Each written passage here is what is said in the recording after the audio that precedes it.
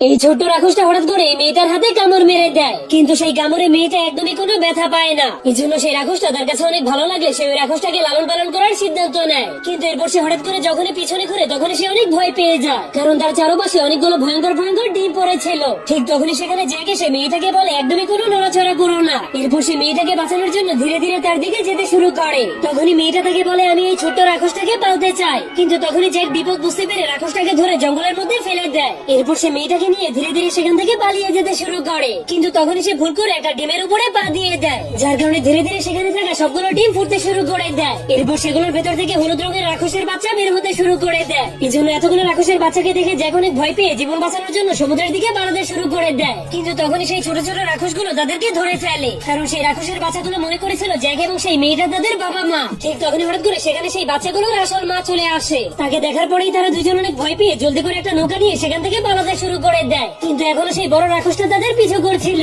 এই জন্য মেয়েটা জলদি করে এখনো যে বাচ্চাটা জ্যাকের পিঠের সাথে আটকে ছিল সেই বাচ্চাটাকে তার মায়ের কাছে ফিরিয়ে দেয়, যার ফলে সেই মা রাক্ষসটা থেমে যায়। এই জন্য যখনই তারা দুইজন ভাবতে শুরু করে আজকের জন্য তারা বেঁচে গিয়েছে, ঠিক তখনই পানির নিচ থেকে বিশাল বড় একটা কাঁকড়ার হাত বের হয়ে তাদের নৌকাটাকে ধরে ফেলে। এরপর জ্যাক এবং তার নৌকাটাকে খাওয়ার জন্য তার বিশাল বড় মুখটাকে খুলে দেয়। কিন্তু তখনই হঠাৎ করে সেখানে একটা লাল সমুদ্রের দানব চলে আসে। তাকে দেখার পরেই সেই বিশাল বড় কাঁকড়াটা অনেক ভয় পেয়ে জ্যাককে ছেড়ে দিলেই জ্যাকের জীবন বেঁচে যায়। এরপর সেই লাল দানবটা কাঁকড়াটার উপরে অনেক ভয়ঙ্কর ভাবে আক্রমণ করে দেয়, কিন্তু কাঁকড়াটা ভালো মতোই জানতো যে সে ওই লাল দানবের সঙ্গে লড়াই করে জিততে পারবে না। এই জন্য সে তার আক্রমণ থেকে বাঁচার জন্য জলদি করে একটা পাহাড়ের উপরে উঠে তার সিংহের উপরে আক্রমণ করে দেয়, যার কারণে লাল দানবটাকে ব্যথা বেঁধে থেকে সেই মেয়েটা জলদি করে তাকে বাঁচানোর জন্য চলে যায়। এরপর সেই কাঁকড়াটার চোখের উপরে আক্রমণ করতে শুরু করে দিলে লাল দানবটা তার কাছ থেকে মুক্ত হওয়ার সুযোগ পেয়ে যায়, কিন্তু মেয়েটা পানির মধ্যে পড়ে যায়। কিন্তু তখনই জ্যাক কাঁকড়াটার দুর্বল জায়গা দেখতে পেয়ে তাকে মারার জন্য সেই জায়গাতে একটা বল্লম মেরে দেয়। এই জন্য যখনই কাঁকড়াটা তার শরীরে আটকে যাওয়া সেই বল্লমটাকে বের করার চেষ্টা করে, তখনই লাল দানবটা সুযোগটাকে কাজে লাগিয়ে তাকে অনেক ভয়ঙ্কর একটা কামড় মেরে তাকে অনেক দূরে ফেলে দেয়,